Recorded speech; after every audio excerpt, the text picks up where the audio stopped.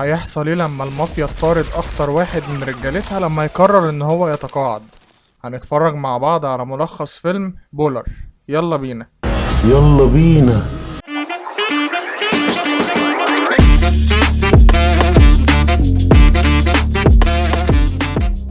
بيبدأ فيلمنا واحنا بنلاقي ان في مجرم متقاعد اسمه مايكل، وهو بيقضي حياته في العطعطة والمشي ببطال، وفي نفس الوقت بيكون في قناصة اسمه فوكوندو بيكون مراقبه عن طريق القناصة وشايف الفريق بتاعه وهم داخلين المكان.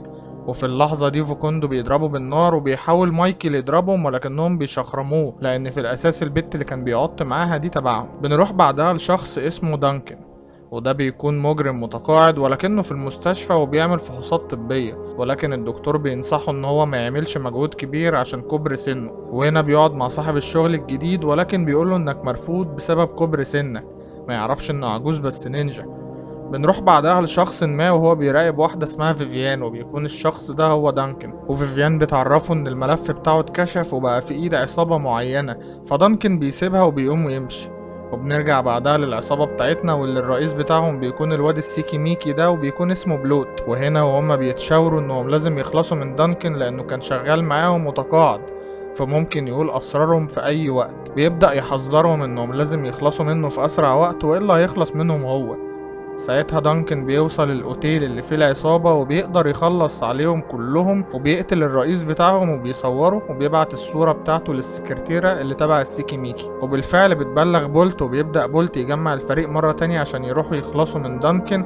وبيبدأوا العصابة يجهزوا العدة بتاعتهم وبيروحوا على رئيس الشغل بتاع دانكن عشان يسألوه على العنوان، وبعدها بيقتلوه وبيكتشفوا عنوانه بالفعل.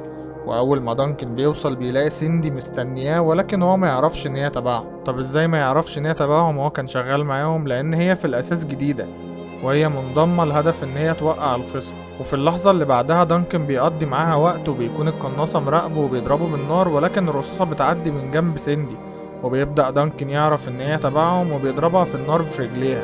واثناء ما باقي افراد العصابة بيدخلوا مش بيلاقوه، وبيكون هو ورا القناص وبيقول له نهارك لذيذ.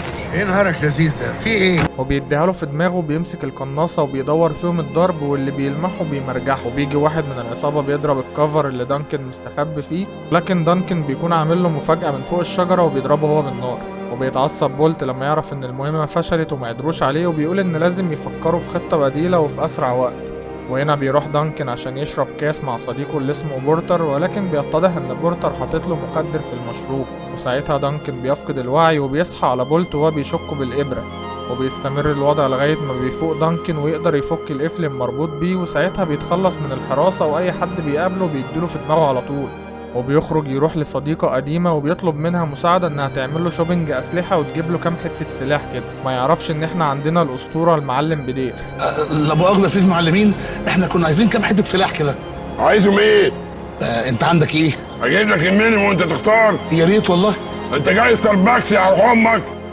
وبعدها دانكن بيتصل بالسكرتيرة بتاعت بولت وبيعرفهم مكانه عشان يجوا يمسكوه، والحقيقة انه بيكون مستنيهم. بس اول ما بينزلوا من العربيات الرشاشات بتبدأ تخلص عليهم وبيتضرب عليهم نار من كل حتة، ومن ضمن اللي بيتضربوا وبيتصابوا السكرتيرة بتاعت بولت. وهنا بولت أدرك إنه أخيرا في مشكلة وإن الدور جاي عليه، وبينشر الحراسة كاملة عشان ما يقدرش يقرب منه، ولكنه بيقدر يقتلهم كلهم ويخلص منهم وبيوصل له.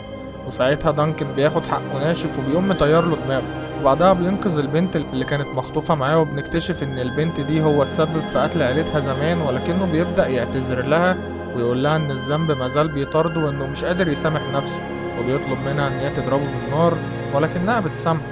وبيخلص فيلمنا يا صديقي. ما تنساش اللايك والسبسكرايب عشان يوصلك كل جديد. سلام.